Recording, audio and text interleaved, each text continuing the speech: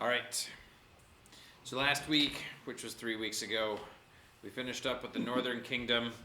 Went through their final kings.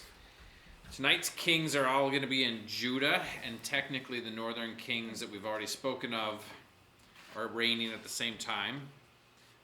But we are only going to cover it from the angle of the south today. Yes, Mackay? So quick side note, we're going to go get pens. Okay. Get some pens. Sorry. Would you like a pen, sir?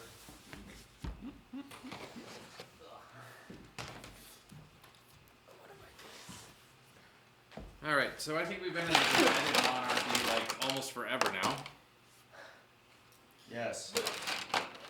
And we still have a few more weeks in the divided monarchy. So we've taken care of a few of the prophets. We've looked at Hosea, Joel, Amos, Jonah, and Nahum.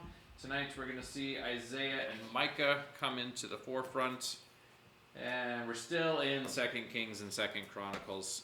Those two books that go on forever, it seems. No kidding. Covers so many people, it just takes forever. Especially when you're going through the rest of the Bible with them in chronological order. So we'll be in the divided kingdom period until the 16th of April. We'll wrap that up with the fall of Jerusalem and the end of the southern kingdom of Judah. And then we will shift into the exile and post-exile eras. Wait, so this isn't the fall of Judah? Nope, we're not talking about the fall of Judah yet. Gosh darn it, I missed all that. Yep, nope, tonight we're covering Jotham, Ahaz, and Hezekiah. Next week we'll cover 3 more kings of Judah. And we're also going to be looking at some of the ways we interpret prophetic passages of the Old Testament over the next several weeks as well. So, Jotham, Ahaz, Hezekiah. We were tested on them, but the preceding kings since the queendom of Athaliah were Joash, and he was a good king while the high priest Jehoiada was still alive, and then he went sour and went bad. He got assassinated. His son Amaziah took the throne, and he got really cocky after defeating Edom, started worshiping the Edomites' gods, and then he got assassinated sometime after that. His son Uzziah was a much better king, reigned forever, 52 years, which compared to some of these reigns is just really short. But that is one of the longest reigns, and he was a righteous king, built up the walls and fortifications of Judah and Jerusalem, turns at the end, and turns in a sense that he got prideful and arrogant, and he tried to usurp the position of the priests. So that's not the same as like resorting to Baal worship, child sacrifice. It's a different type of error and sin. Pride obviously is a problem, but he wasn't turning away from God. Anyway, he comes down with leprosy, and before he's dead, his son Jotham takes the throne and reigns as a regent for a while. It's an unspecified period of time, probably not more than a year or two, though. Do you wonder if Uzziah was like, to heck with like all these executions and bloody transitions, can we just have a peaceful one?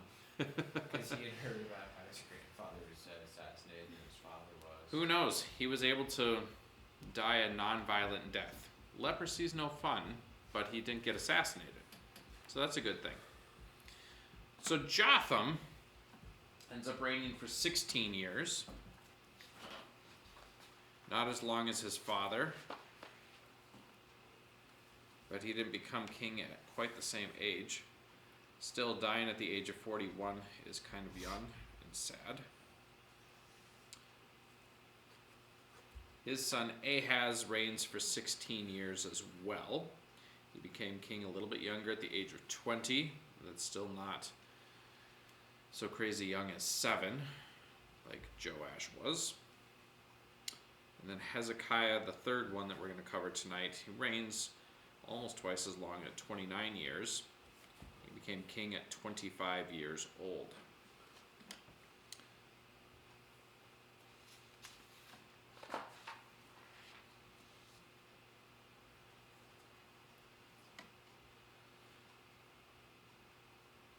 So the fun thing about Jotham, Wait, he reigns 29 or 39? 29. Oh, okay. Jotham rhymes with Gotham. So it's like he's the Batman king. were you already thinking that? I was, but not the clever way you brought it forward. So we don't know much about Jotham at all, because very little is said about him in the scriptures. We know he was a righteous king, and it says that he did not enter the temple like his father Uzziah did. That's a good He thing. learned. Don't run in my father's mistakes. While he was wholeheartedly set on following the Lord, the people of Judah in his day were not. And so they had high places that they were worshiping at, and they continued their corrupt practices, offering incense there. Jotham does subjugate the Ammonites during his reign, and during his reign, the kingdom of Judah starts getting pressure from Rezin of Aram and Pekah, who's the king of Israel. This is when Israel was in its last glory days, and they started putting some pressure on Judah, although it's hard to say how significant it was in Jotham's reign because it doesn't get described in any detail.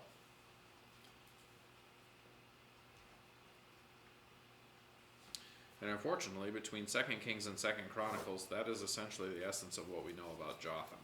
So he's a righteous king. Righteous king, people are starting to turn away though. Besides the fact that the people are turning away, that's how I'd want to be remembered. Right. His son ends up being like the most wicked king of Judah to date, unfortunately. So Ahaz marks a major turning point amongst the kings of Judah, because up to this point, nobody was particularly wicked and reigned for a really long time. So you have righteous kings like Asa and Jehoshaphat and Uzziah and Joash while he was righteous, who are reigning for really long periods of time. And that holds the nation in God-fearing ways, abiding by the law of Moses and so forth, for a good chunk of the period of the divided kingdom. And Ahaz takes all of that and just throws it in the trash bin. So he walks in the ways of the kings of Israel, including Baal worship, and he practiced child sacrifice in the valley of Ben Hinnom. This valley later becomes an image of hell in the New Testament, and this is the first mention of it in Scripture as a physical place right outside of Jerusalem. And he also burned incense at the high places, the hilltops, and under every spreading tree, which he was not supposed to do. You get the idea of him just going completely wayward and taking the people with him. Excuse me, what was his reign? He reigned 16 years. Is that what you wanted to know? Ahaz. Ahaz. And what makes him... Because Baal keeps coming back. What makes him significant? Because, well, obviously the child sacrifice, that's probably number one. That's probably the biggest thing. Okay. So, kings of Judah did not really often worship Baal. That was something the northern kings did, like Ahab. In the southern kingdom, they didn't do that. So the northern kingdom had resorted to Baal worship. Athaliah, when she was the queen in Judah, I don't know if it says anything about her worshiping Baal, but the people didn't like her and didn't really go along with her. So I think this is the first time Baal worship creeps into Judah. All right. And that's why I describe him as being the most wicked king to date. How far is that from Canaan? Well, like when Joshua Well, came in, or from, what do you... I'm just... don't you find it a little odd that landed in Judah? The worship of Baal, or is that... All the neighbors did. Like the Okay. Philistines worshipped Baal, and they're just Okay. right next door. Okay, so it wasn't a difficult influence? No. Okay. Nope, the neighboring peoples would totally do this. And so it was probably something that some of the people were doing in earlier reigns, just not the king. So that's the big, huge thing, is that this is the king worshiping Baal. Who's like the gold standard or whatever of the nation? Who's like the gold standard or... Not the gold standard, but he's the leader of the people. So anyway, as he does this, Judah gets handed over to Israel and Aram. Remember, they were starting to pressure Judah under his father Jotham. Now they just lose, and they take it in the teeth, left and right. Wait. Israel? Yes, Israel's still a country. Israel has not been deported yet. That happens during the reign of Hezekiah. So And wait, so who are they handed over to? Was the first? Israel and Aram. Okay. So they get defeated by Pekah, the son of Remaliah, who was the second to last king of Israel, I believe. Yep.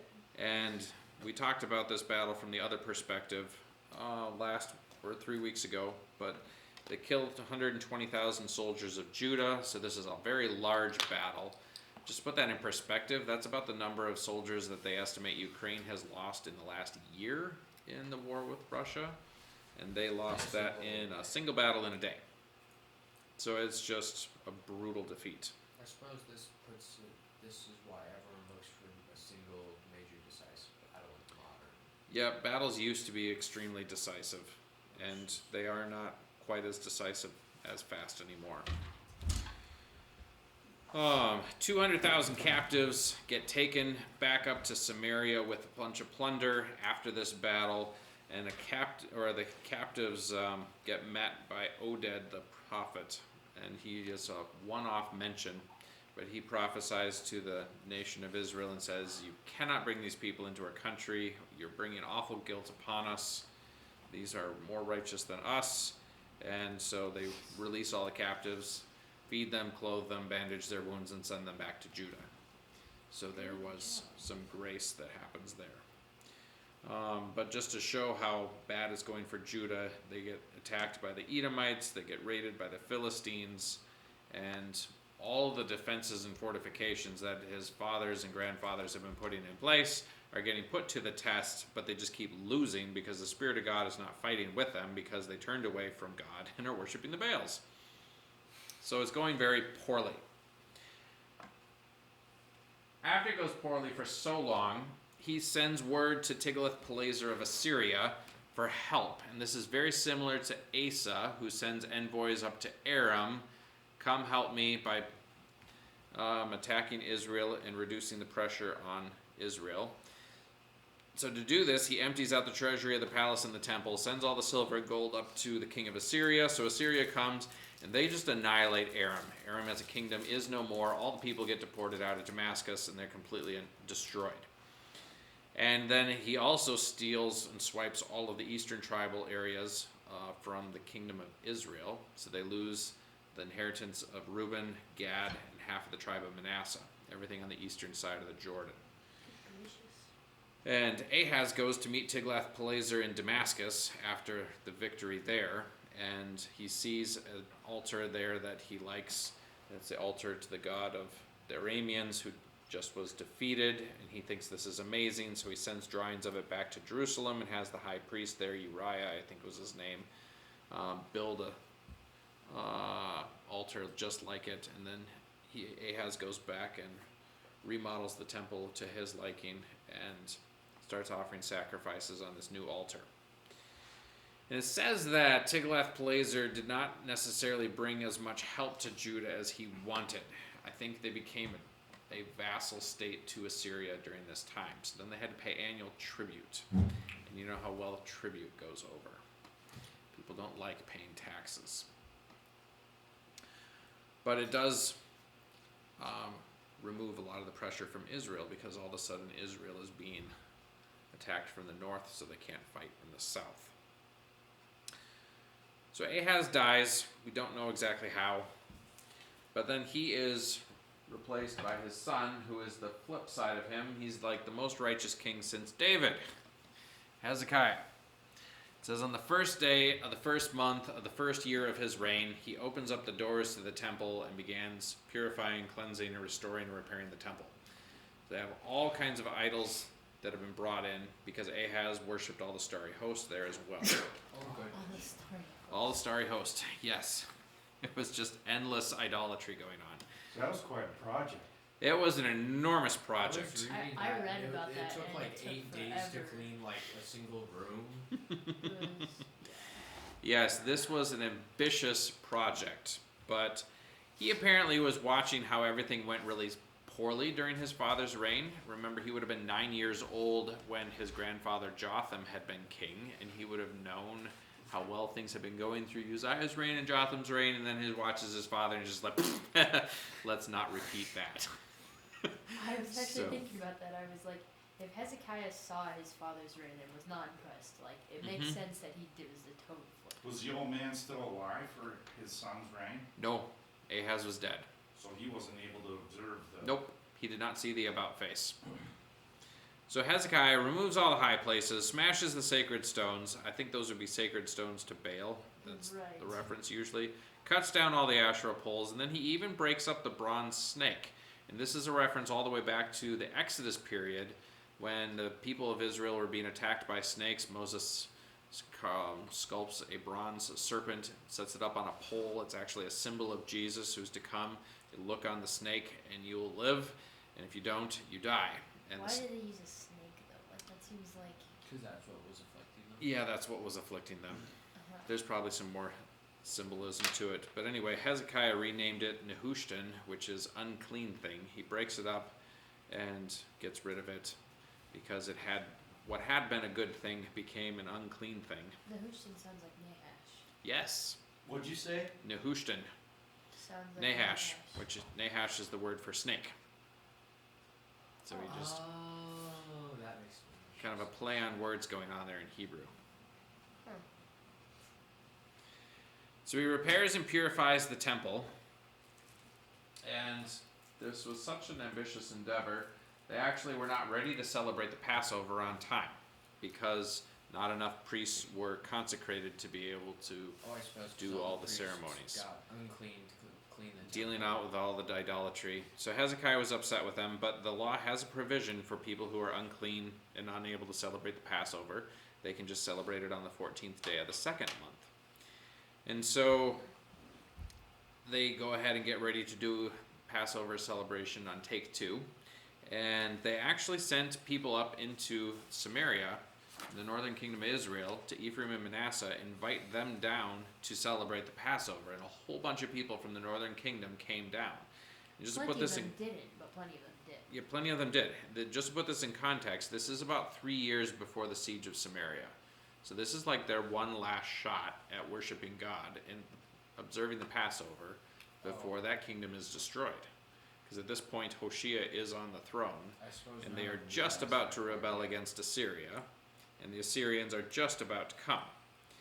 They have a very ambitious Passover celebration. It's so good, they decided, let's just do this on extra 7 days, and so they celebrate it for another 7 days after that. Tens of thousands of sheep and cattle are getting sacrificed. Yeah, it's a lot of animals. Yep. But this sets the tone for Hezekiah's reign. Like, we have cleaned out the temple, we've gotten rid of all the awful stuff, and we are going to serve God the way he prescribed. And they were able to do it. And they invited the northerners down. Does this king have any catch? Is there? Hezekiah has one catch. We'll get to it. Oh, it's There's- I Yes, you remember the remember catch. this. There's no king where they don't have one catch. Sure. Jesus. He's the king. He has no catches. Yeah, that's fair. Good one. Shown very well in the Chosen, could not catch. No. So Hezekiah is famous for being attacked by Sennacherib, the king of Assyria. So Assyria destroys Samaria. Judah's still intact, and Judah's all by itself down there. The Assyrians also attacked and conquered the Philistines, I believe. And so Sennacherib is the next Assyrian king, and it's approximately from 713 to 711 that he's attacking the land of Judah.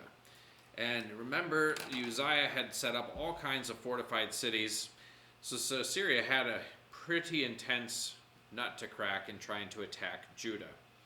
And they lay siege to all the fortified cities of Judah. Most famously is actually the siege of Lachish, which is referenced a couple times during the story in the passage. And this was dug up in Assyria in the palace throne room of Assyria. What is it? That is a relief that shows images from the siege of Lachish. This was something that was commissioned after Sennacherib's victories there, and it shows the Assyrians carting off and deporting all of the inhabitants of Lachish, Along with some plunder, it looks like. along with lots and lots of plunder. So Lachish was the second strongest city of Judah. So this was a big loss to Judah, but they did not fall in Jerusalem. things go very poorly for the Assyrians for a little while.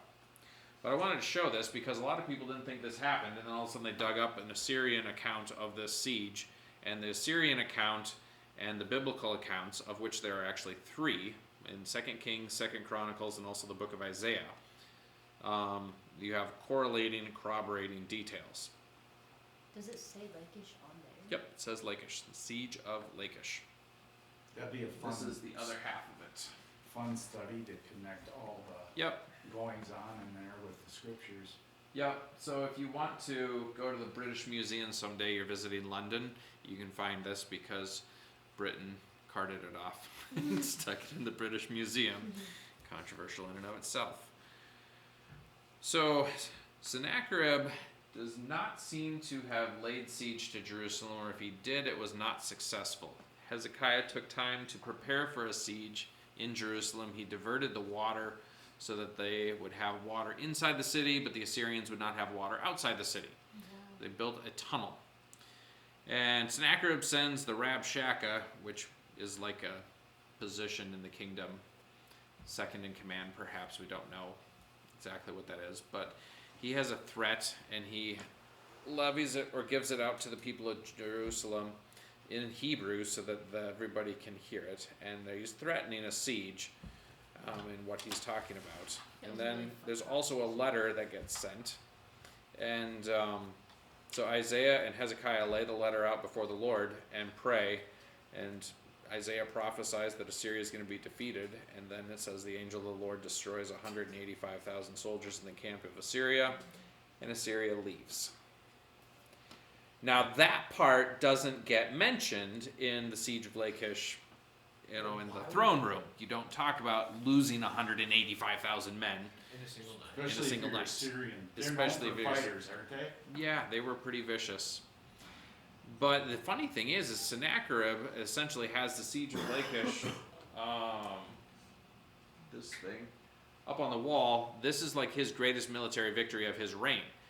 He didn't take Jerusalem, which is a huge implication by this one thing.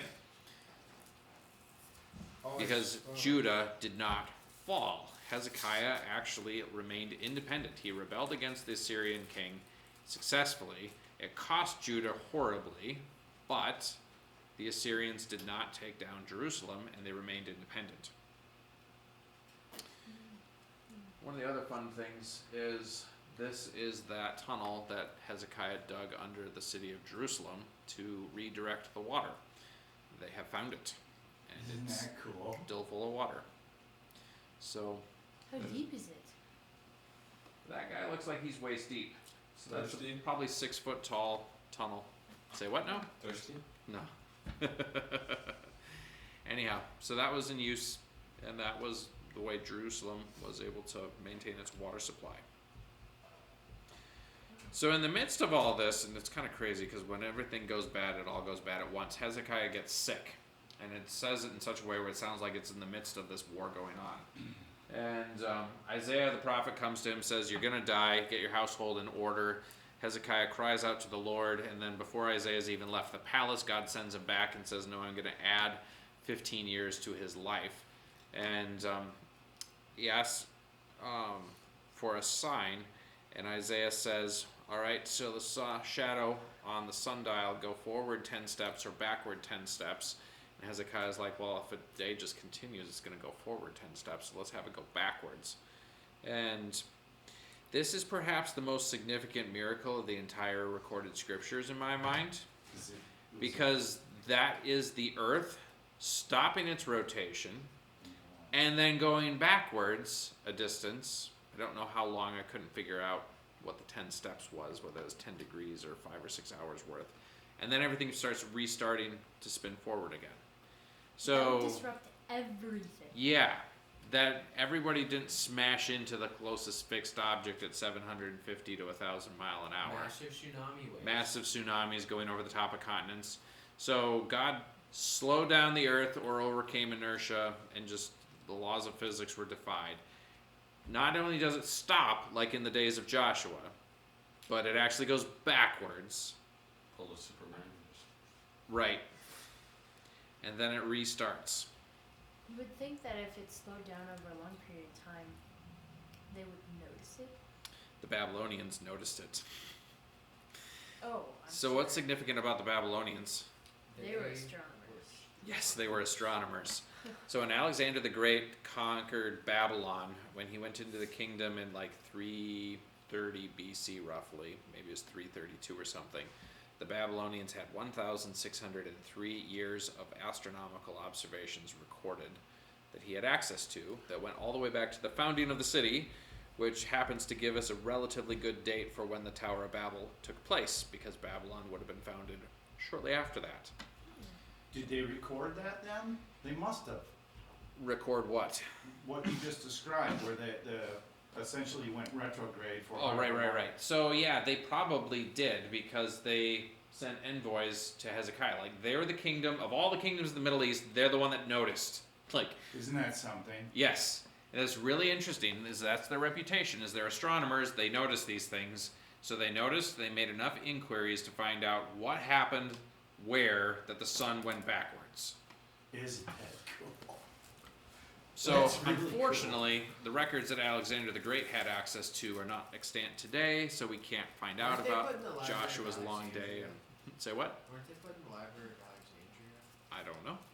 They could have been. That would be a logical location, but Especially if they're not around today. that would have been 2 generations later, and that would have been acquiring them from a hostile kingdom. So, Some difficulties. some difficulties.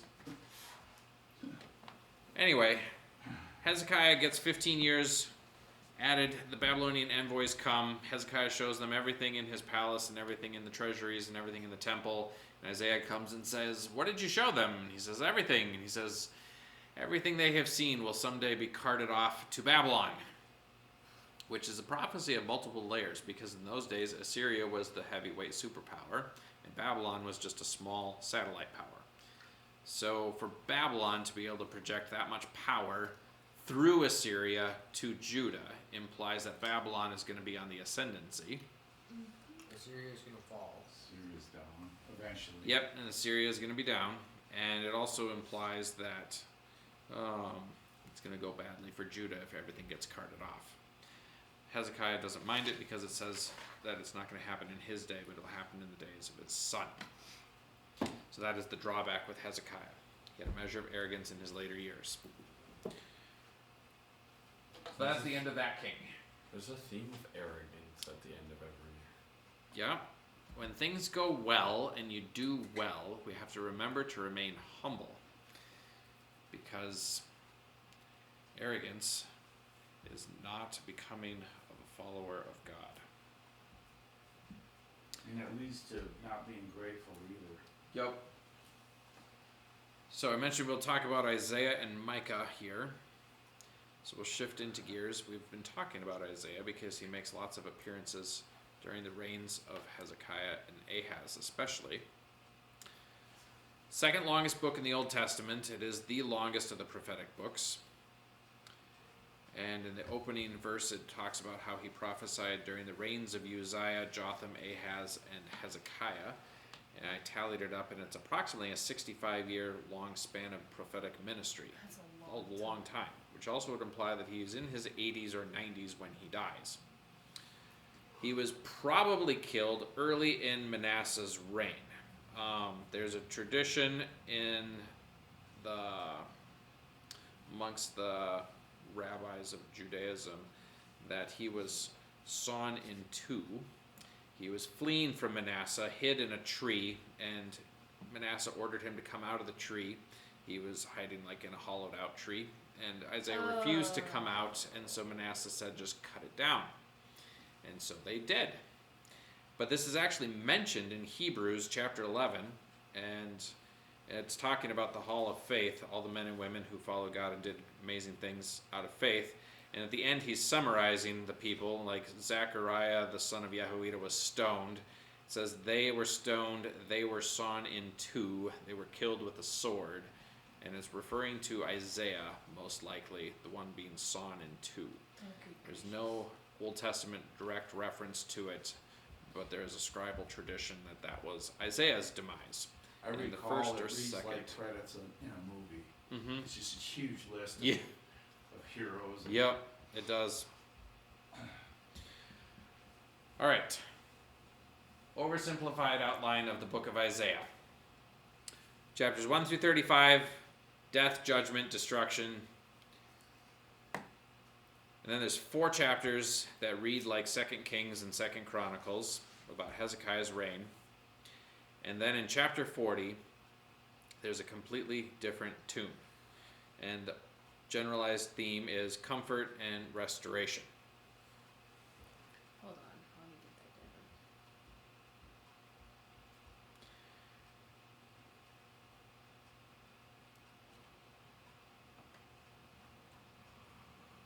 that down. It's oversimplified for sure, because there's a few songs that Isaiah wrote that would be like a praise song that are in the first half.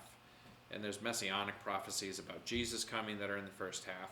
But it is such a strong differential in the theme when you hit chapter 40 that plenty of, what would you call them?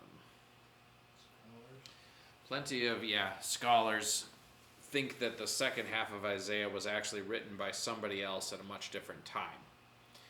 Now, if you think about the kings that Isaiah was prophesying during, you go from Ahaz to Hezekiah, like you're gonna have very different themes coming across in those 2 reigns. Yep. And that in and of itself could be the essence of that differential. The poetry is very similar. Isaiah's got some of the best Hebrew poetry in the Old Testament. It's right up in line with the Psalms of David and so forth. I mean, he has like 66 chapters or so? Yep. So, think about this a little bit. 66 chapters of Isaiah. What does that remind you of? 66 books in the Bible. Right, and how many are in the Old Testament? 35, 40, right? 39. 39. 39 books in the Old Testament. And then there's What the heck? 27 There's no way that. in the New Testament. Isn't that insane? How? Yep. And look at the general themes: judgment, death, and destruction, comfort, restoration. Well, judgment, death, and destruction, Yeah. and then a little rain, and oh Mhm. gosh. And 2 throughout the Bible, Nebuchadnezzar is just one example. It's always bringing you down to humbleness, not for Mhm. punishment's sake.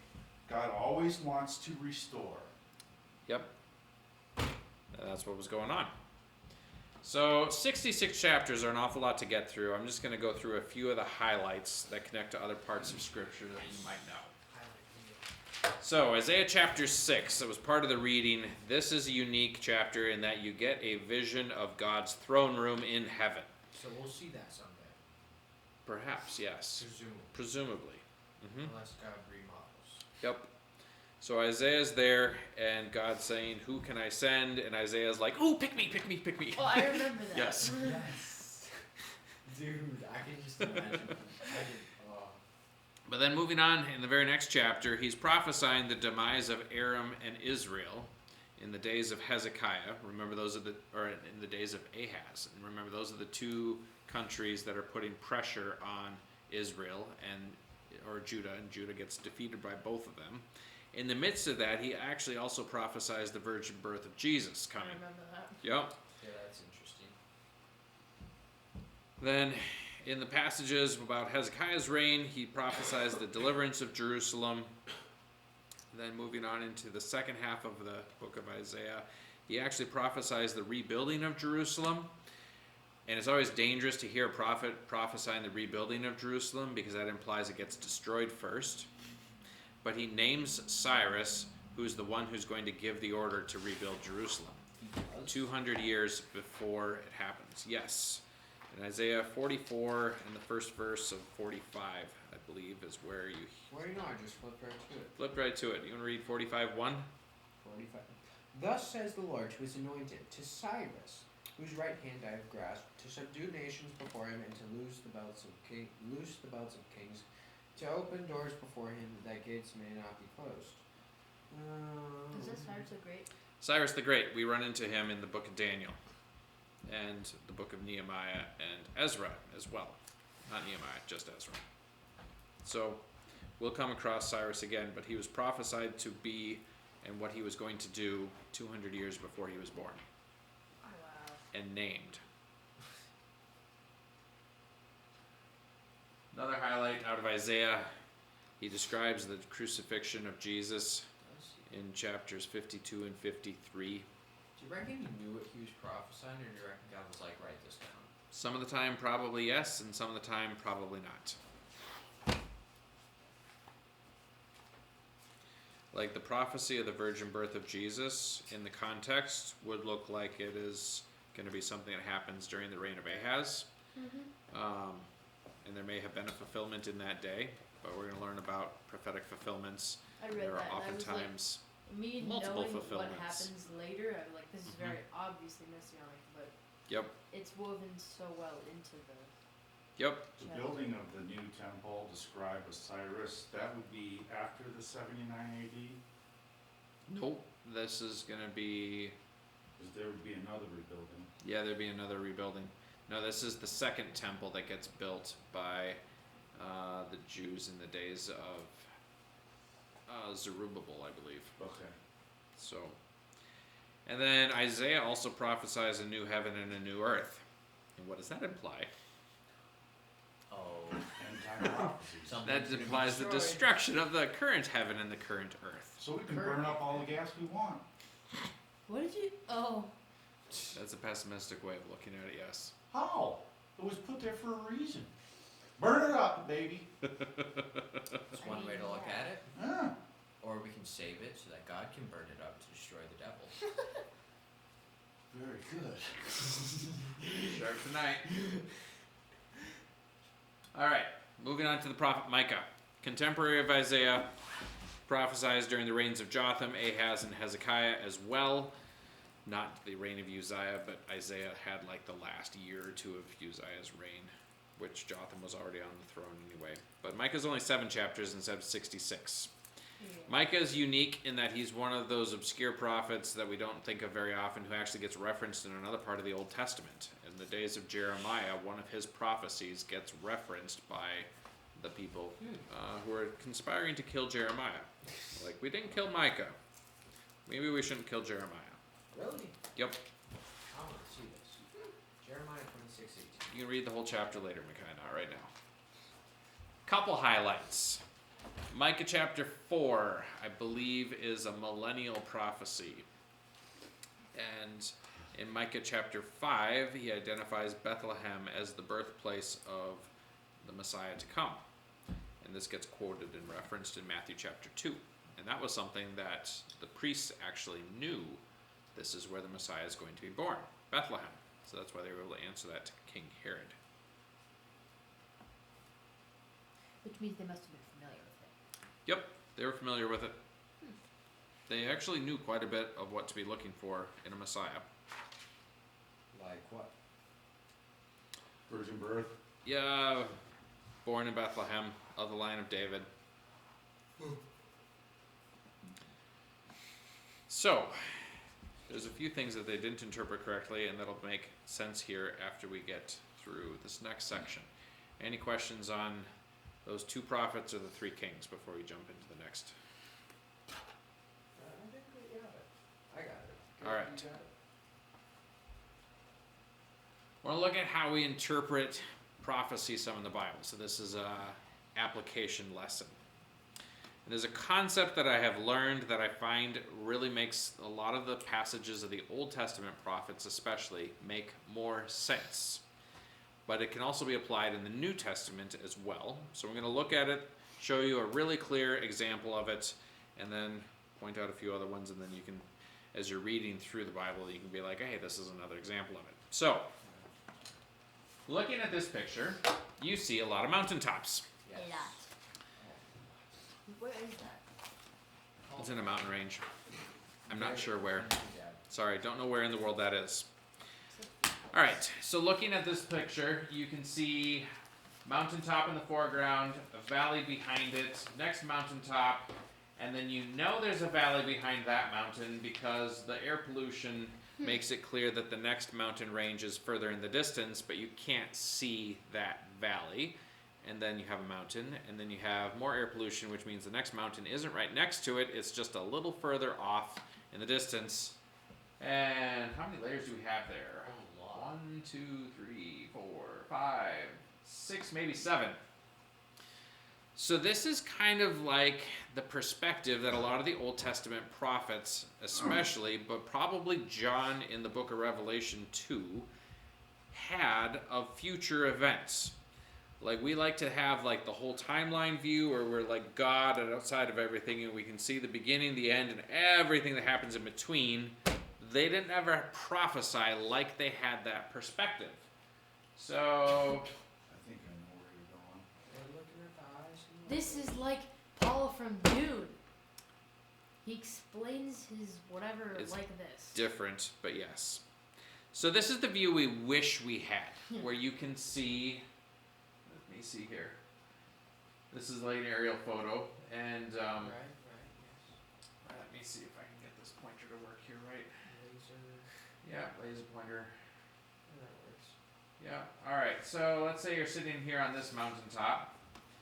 You can see that there's this mountain. You see the little valley in between you, and you can see that rise, and you can see this mountain range. You can't see the next valley though that's next to it. This is hidden from view, so you can't see what's there, and you don't even know how big it is. You might be able to see this next rise, and honestly, this next rise here might be obscured from view. It might be a very significant event coming in the future, prophetically speaking, but you can't see it because it's blocked by what's in front of it. And then there's this huge valley that's completely blocked, and you don't know how long that is. This one, you can probably see. And then there's another little valley and another little rise you probably can't see. And keep looking, and you might be able to see this, but you certainly can't see this huge long expanse. And then hopefully you can see this rise. But as you can tell, in the previous here, they all just look like they're right next to each other, because you go from one mountaintop to the next mountaintop to the next mountaintop. But if you just look at an aerial photo of it, you've got all these distances. Especially They when it's vary farther out. widely. What? When it's farther out, they appear even closer. Like Yep. the closer up ones, you can see like, oh, you know, these ones aren't as far apart. Mm-hmm. They're farther apart. But once you get farther and farther out, they all look closer and closer and closer. Yep. Probably not. So I'm going to show you a clear-cut example of this from Daniel chapter 11. And we'll come back around to Daniel chapter 11 in several weeks, but this is one of the best examples that I can show you because it's all happened in the past, and so I can give you names and dates and everything else that go with it. Alright, let's get rid of the pointer. Daniel chapter 11, starting in verse 2. Angel's talking to Daniel, and he says, "Now I will show you the truth. Behold, 3 more kings shall arise in Persia, and a 4th shall be far richer than all of them. And when he has become strong through his riches, he shall stir up all against the kingdom of Greece." So this is just after Cyrus has taken over. We mentioned Cyrus earlier. There's going to be 4 more after Cyrus. So that 4th one, who stirs up everybody against the kingdom of Greece, known historical character by the name of Xerxes. So Daniel prophesies this 60-ish years before he comes about, at least 55. He rules Persia for 20 years. In 480, after he's got his kingdom established and his throne stable, he launches an enormous invasion of Greece. He draws a large army from across his entire empire, which is essentially the entirety of the known world that time, which is why Daniel can prophesy he shall stir up all against the kingdom of Greece. Wait, He- is this Thermopylae? Nope, this is 10 years after Thermopylae Oh, so and the Battle of Marathon.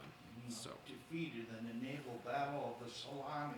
yes, the Salamis. It defeated at Salamis in a naval battle, and the army on land gets defeated in the Battle of Plataea, 479 BC, and this entire invasion falls apart. So that's the historical figure in fulfillment of that prophecy in Daniel. Verse 3 says, "Then a mighty king shall arise, who shall rule with great dominion and do as he wills. And as soon as he has arisen, his kingdom shall be broken and divided toward the 4 winds of heaven, but not to his posterity, nor according to the authority with which he ruled, for his kingdom shall be plucked up and go to others besides these. That's Alexander. the Great. Very good. That was gonna be my guess. Alexander the Great, who rules from 336 to 323 BC. He destroys the Persian Empire, but his kingdom gets split 4 ways after his death. It does not go to any of his descendants, legitimate or illegitimate, and there ends up being 4 major kingdoms: Egypt, Syria, Pergamum, and Macedonia. And that is the fulfillment of that. So it really was Alexander the not so great at the end. Oh, he died at the height of his power while he was planning to invade all of Africa, which was just North Africa, really, but like he was just inclined to conquer a good deal more. I actually saw somebody draw up a map of if Alexander lived past 33, because he died crazy young, and they figured that he probably would have had the entire Roman Empire and the entire Persian Empire and most of the way across India. If you'd have given him 50 years of military conquests with his, The world would be a very different the world would be a very different place. But God spoke into existence that he was not going to survive that long. But culturally, that would just utterly. Yes. Now let's go back to the prophecy. Yes. Verse 2 ends. And when he has become strong through his riches, he shall stir up all against the kingdom of Greece, that's Xerxes. Verse 3, then a mighty king shall arise who shall rule with great dominion and do as he wills. You know, in English it says then, which makes it seem like it's like a subsequent immediately following. Right, in Hebrew it says then, which Oh, also really? makes it sound like it's subsequently following. But There's this massive prophetic valley. All of those guys were not consequential enough to be seen in the prophetic view. Man, that's a lot of Artaxerxes. Yep. theory. That is almost 150 years from the defeat in Greece in 180 or 480 to Alexander the Great destroying the Persian Empire in 330 that just completely gets missed. Those were some big reigns. Yep, there were some really long reigns, Had like 50 Persia was in its heyday.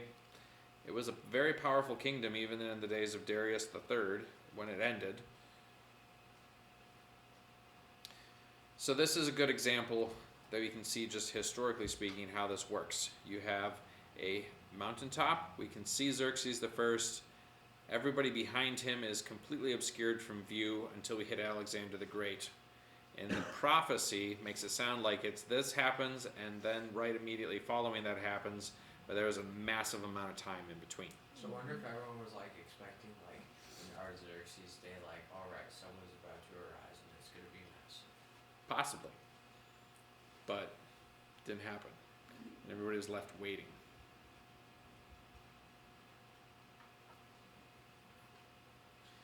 So look at another one here. This is in Isaiah. There's another really good example of this mountaintop prophecy. In Isaiah 65:17, he says, "For behold, I create new heavens and a new earth, and the former things shall not be remembered or come into mind." What does that sound like? End times? Subsequent end times. You guys still on the commercial? What I miss? Prophetic valley of Artaxerxes, of a lot of people. So we went from Xerxes the First to Alexander the Great Alexander. prophetically. Sounds like they're right next to each other. All of these guys are in between, which I'm So calling. that's the valley. That's the valley. Which is 150-ish years. About 150 years that is missed in a prophetic perspective. Don't see it because it's all generally less significant than the 2 peaks. So this is the best example that we can historically see, but then we can read this into other passages as we're interpreting prophecy. So this verse here, "Behold, I create new heavens and a new earth, and the former things shall not be remembered or come into mind." So because we have the benefit of the book of Revelation, and say this looks like the future eternal state that we're looking forward to, new heaven, new earth.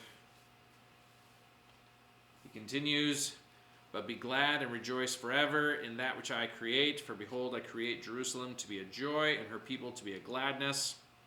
Sounds like more of the same. I will rejoice in Jerusalem and be glad in my people. No more shall be heard in it the sound of weeping and the cry of distress.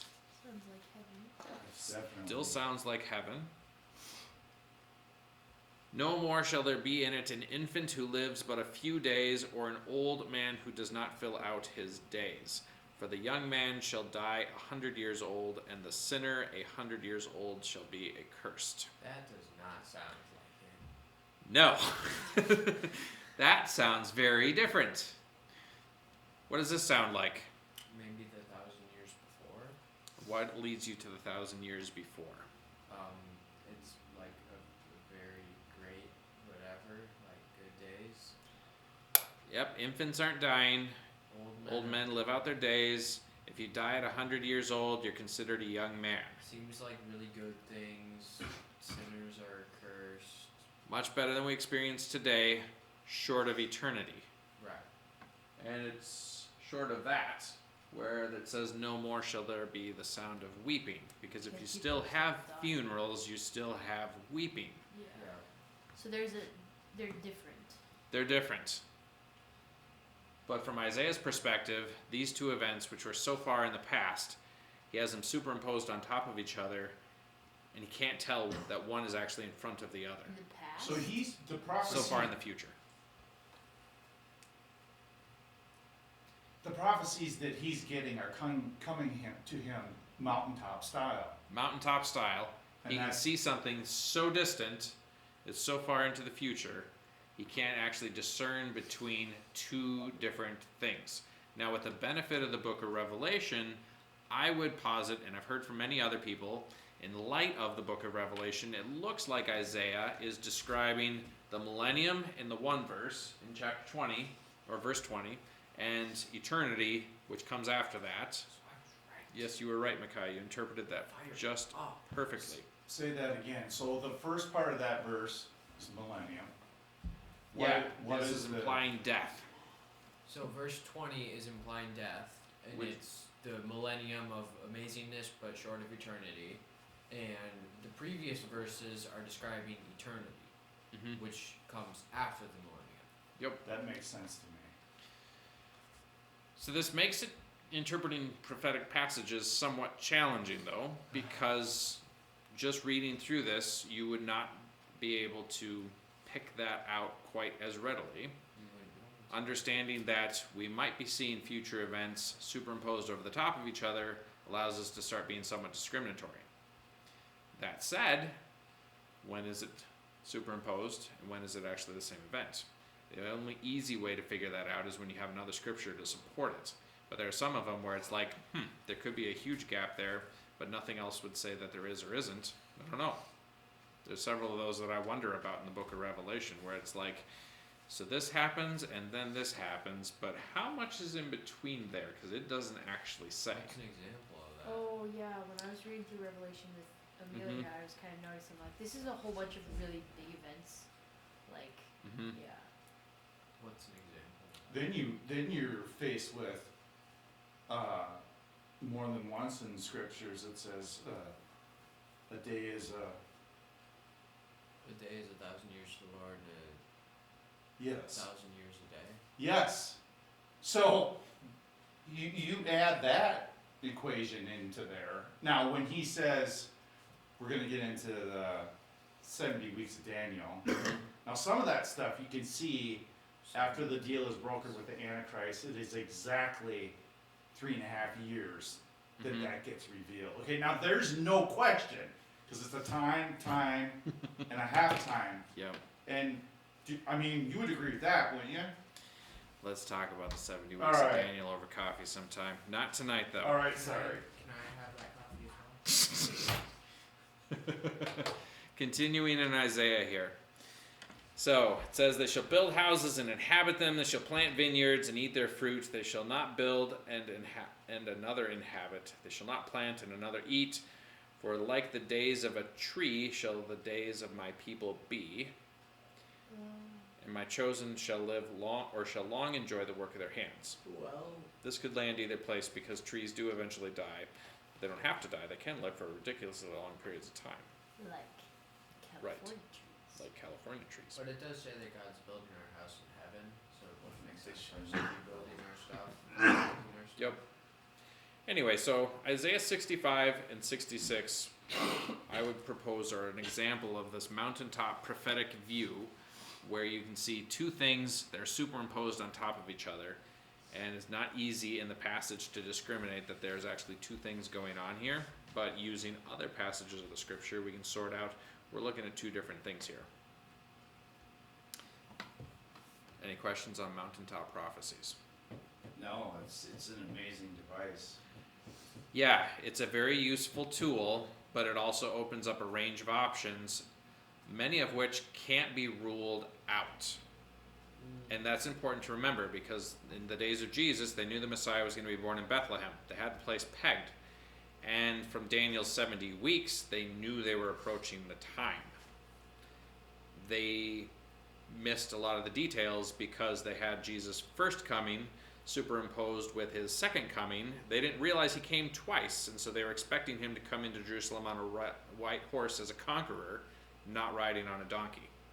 Oh, That would explain that. They missed, prophetically speaking, the church age. We're in this huge monster valley between Jesus' first coming and his second coming. that That's makes kinda a cool. lot of sense. Yes. That is really cool. And hopefully we're on the incline that bad. I don't know if it's a hopefully, but we might be. Yeah.